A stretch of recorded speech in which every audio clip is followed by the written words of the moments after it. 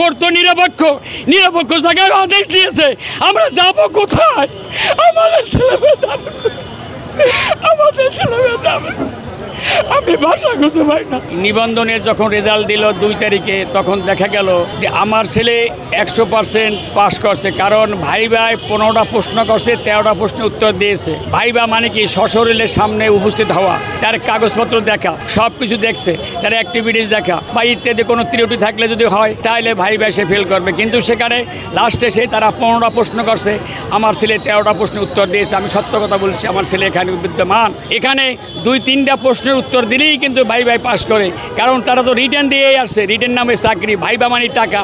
এখানে আমরা ভালো করে অনুসন্ধান করে জানতে পারছি যারা মেধাবী নয়, টাকার বিনিময়ে তাদেরকে নিয়ে যেতে, কারণ আপনার নিবন্ধনের রেজাল্ট দেওয়ার 11 দিনের মাথায় আরও 113 জনের নিবন্ধিত বলছে যে RICL TMX, যুগের পর যুগ স্থাপনা থাকে মজবুত।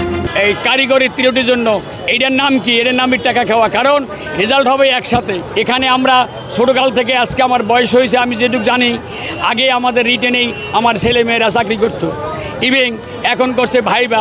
এখন দেখতে পাচ্ছি ভাইবার নাম টাকা, কিন্তু ভাইভাই যদি 100% মার্ক পায়া ভাইভাই পাস করে অযোগ্য লোক করে নিয়োগ দিচ্ছে টাকার বিনিময়, এটা একটা হাস্যকরের কথা।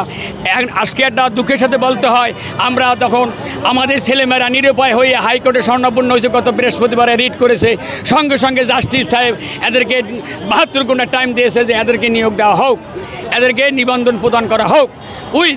তারা আজ পর্যন্ত এই 72 ঘন্টা পেরিয়ে যাচ্ছে, তারা কোনো সংবাদ দিচ্ছে না এবং চেয়ারম্যান সাহেব পালিয়ে যাচ্ছে। এই জন্য কি আজকে গণ আন্দোলনে আজকে জীবন দিয়েছে, আপনারা জানেন, আজকে যে আপনি সাংবাদিকরা ভালো করে জানেন, এই সত্যের জন্য জীবন দিয়েছে, এই ভারসাম্যের জন্য নিয়ে দিয়েছে, এই কালোবাজারকে দমন করার জন্য নিয়ে দিয়েছে। ডক্টর ইউনূস সাহেব আপনি গদিয়াতে আসছেন এই দুর্নীতি মুক্ত করার জন্য, সেই দুর্নীতি মুক্ত বিরাজমান। আজকে তারাই সেখানে আসনে আছে। কে আছে? শাহজাহান সাহেবের ভাগ্নি নাকি শুনলাম, এবং আছে বর্তমান যে চেয়ারম্যান, সেও একজন দীপমণির একজন পাউছড়া কুত্তার, সেখানে সে চেয়ারম্যান। সে আজকে তার ওখানে আমরা কয়েকদিন পর্যন্ত ধর্ণা দিচ্ছি, সেই চেয়ারম্যান সব গদিতে বসেন, উনি আসছে এখানে সচিবালয়। আর কারণ কি? উনি করবে দপ্তরিক, কী কারণে পালিয়ে বেড়াচ্ছেন? আজকে হাইকোর্টকেও সে অমান্য করতেছে। আমরা যাব কোথায় এই ছেলে মেয়েদের ভবিষ্যৎ নিয়ে? এর আজকে পূর্ণ মার্ক পেয়ে আজকে মেধাবীকে বাদ দিয়ে অমিদেবের টাকার বিনিময় হচ্ছে।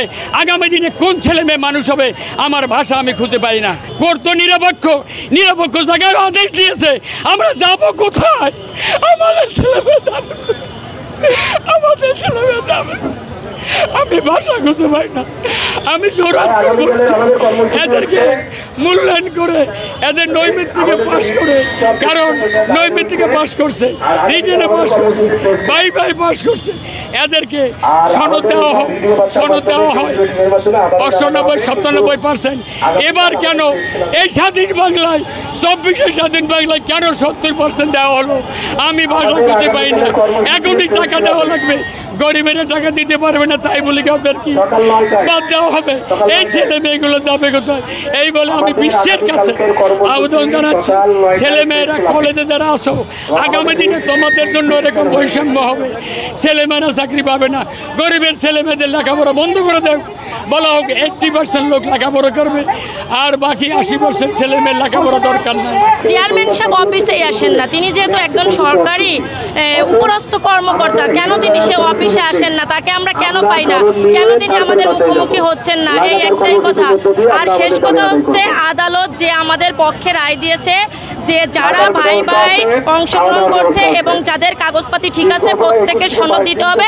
আমরা ওটাই আশাবাদী যে আমরা প্রত্যেকে ইনশাল্লাহ সনদ পেয়ে যাব। আমরা এই ভুতুরে ভাইবা মানি না, ভুতুরে রেজাল্টও মানি না।